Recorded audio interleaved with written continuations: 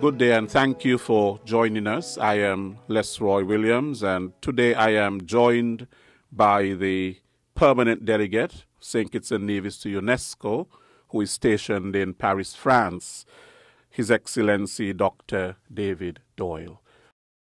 Additionally, I am joined by UNESCO here on the ground in St. Kitts and Nevis. We have Miss Dorothy Warner, who is the Secretary-General of the St. Kitts and Nevis National Commission for UNESCO.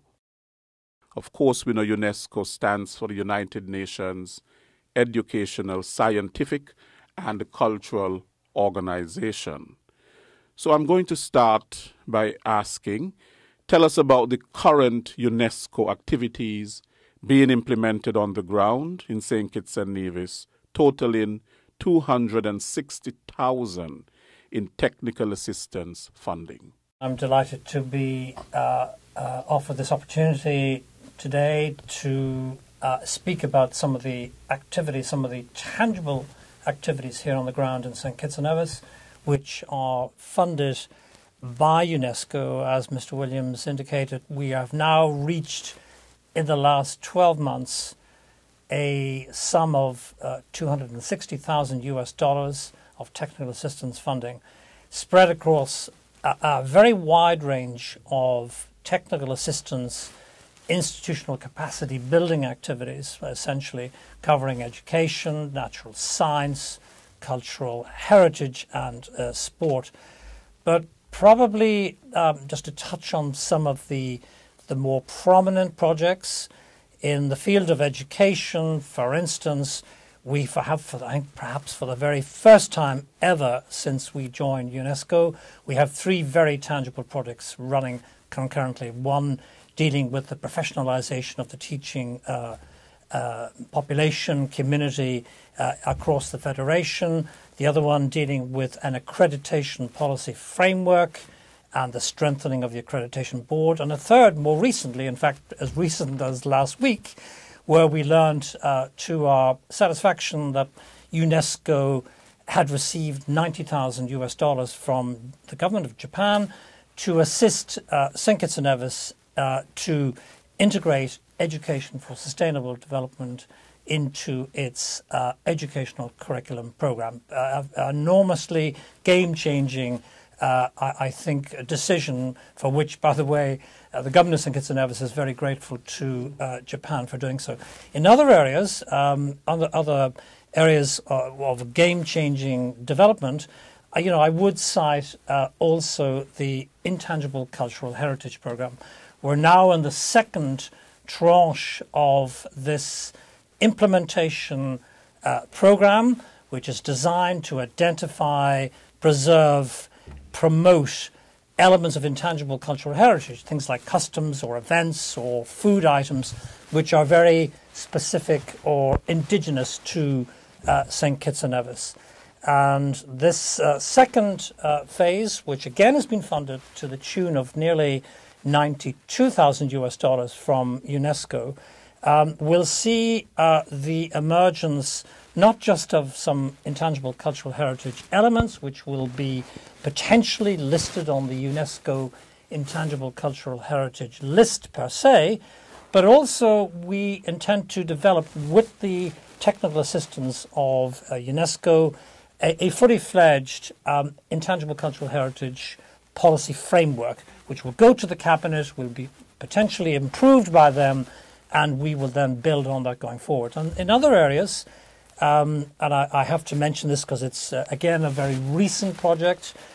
Ms. Warner has been working very hard over the last 10 days with an expert in biodiversity accredited by UNESCO, who's been working here with the Man and Biosphere Reserve in St. Mary's in Cayon. The purpose of this is to help transform the St. Mary's Man and Biosphere Reserve into a sustainable, biodiversity-friendly agricultural environment with practices and tools which address issues like soil erosion, water shortages, but also the development of new fruit, vegetables, and harvesting techniques which are specifically adapted to continuing drought in this part of the world, but also would help the local community in Keon in developing new businesses, monetization of these activities. So we're really very excited about this. And again, this is funded by the government of Italy. It will be complete by the end of September, when we will be presenting the findings to the Minister of Agriculture. So, as I say, a range of very tangible, sometimes very high-profile projects are actually taking place here in the Federation on the ground and have huge implications for the government, for ministries, for citizens, youth, and the community in general. It's a very exciting time at the National Commission for UNESCO. We have quite a number of projects that are ongoing. As you mentioned, Dr. Doyle has mentioned quite a number of them. And I want to make sure that we add to that what is happening in the Department of Sport. We have just finished, recently finished the National Sport Policy with the guidance and leadership of Dr. Mark Mongol. We're doing some upscaling of that. What's his name? Mr. Quinlan, Glenn Quinlan, is the focal point person now who getting some help from TUSO. That's a consultancy out of England, and they are helping us to implement the National Sport Policy. And then we have the anti-doping in sport. Mr. Sean Seabrooks is spearheading that, and we have requested some funding from that agency to the tune of $35,000 to make sure that our anti-doping is on par with the rest of the world, closing the gap to full compliance. We are now about 72.8% compliant, and we want to take it to 100%. So with that funding, we're going to work ourselves up to getting 100% compliance. And then we can have the opportunity to request further funding. Yeah, so that's what is happening. So that project is really where experts are coming in to build capacity among coaches, among teachers, among students, letting them know what it is to, not use dope in their practices, in the athletic life, etc., and putting us on the level with other international sources. So our athletes are not barred from any kind of activities because we know what we are doing. Then we also have Dr. Doyle mentioned the upstream process. Some experts were here about 2 weeks ago to have us look at heritage sites. We are trying to create our tentative list of heritage sites in St. Kitts and Nevis, and so they came to basically tool up our people as to how to identify sites that have outstanding universal value to be able to make the grade for the UNESCO list. So they came and we did some 2 days of online workshops in January, 10th and 12th. And then 13th, 14th, 15th of February, they were here on the ground, actually being able to see our people, get the passion of the people concerning these sites. We've actually visited some sites in St. Kitts and Nevis, and so they are now to prepare the report to us as to what they have seen and to basically give us an idea of how we're doing in terms of whether we have to go back to the drawing board for certain things, doing our research, etc., and making sure that what is on that list has the kind of potential to become World Heritage. Yeah, so those are some of the areas that I want to touch on. And as I said, it's an exciting time. My office is kept very busy. We are small staff, but we have the support of Dr. Doyle. We have the support of all the ministers. They listen to us. We may be small, but we are punching well above our weight in terms of the field of UNESCO, and so we want to make sure that everybody has a good idea of what we are doing. Just one thing before we leave. What is the tangible benefits to St. Kitts and Nevis of all that you are doing? Because sometimes, people may not see it. You're talking about preserving culture, preserving the biosphere, and so on. What is the tangible benefits to St. Kitts and Nevis, the people? Well, our people have to come to the realization that UNESCO is not doing this just for the sake of doing it. And I'm not just here sitting down doing all this work for nothing. The biosphere reserve has to do with environment, with health, with living, everyday living, making sure that we coexist with nature and we preserve the reserve. And this is a pattern for people, not only of Keon, but after the St. Mary's area has gotten the act of doing it right, we can spread it across the different areas and make sure that living on the biosphere, taking care of the earth, the seas, the rivers, the plants, the flora and fauna, that we are coexisting. Our lives are enriched by those kinds of things. And taking care of our cultural items, putting them on the map, letting other people see what we value.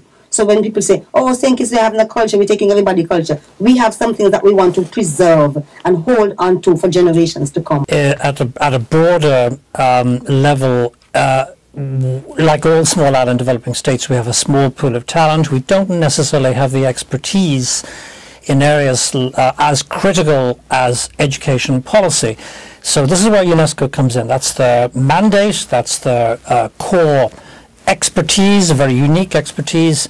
And what UNESCO has been doing in the last 4 years is providing seasoned, high-level education experts drawn from across the world who can come here and advise the Minister of Education in terms of policy on accreditation, in terms of professionalization of the teaching staff, issues that relate to ongoing training, succession planning, etc., that relate to the quality of delivery of education, and also on ESD, which is a new area, Education for Sustainable Development.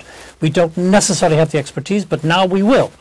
And that means that the Ministry of Education will be seized at the end of 2024 with 3 major policy proposals in great detail, which have been adapted, Mr. Williams, I might add, to the specificities of a small island developing state. This is not a piece of software that you pick from the shelf and plug it in. It's specifically tailored to the needs of St. Kitts and Nevis. So I think that's one of the major, if you like, virtues in terms of tangible contribution to the Federation. All these things work in tandem. The first part of the education project was about establishing a national teaching council. That is now working in tandem with the professionalizing of the teaching force. That's working in tandem with the accreditation. So everything is meshing nicely. There's a synergy between there. And the ESD also brings into play other ministries. Water, how water comes into education, how the different ministries would mesh, and so on. And all of that comes down to upgrading or even revitalizing the education sector plan, really, to go forward. So everybody benefits at the end of the day. That's the 2 words that you just used. Everybody benefits, and sustainability is the key word. Sustainability is achieved. I want to thank both of you for coming and sharing with us what UNESCO is doing, of course, for the Federation of St. Kitts and Nevis, and how the people of St. Kitts and Nevis can benefit, will benefit from all the projects that you are implementing. So I want to encourage you to continue doing what you're doing for the benefit of all of us. You're welcome. Thank you. You're welcome. Thank you.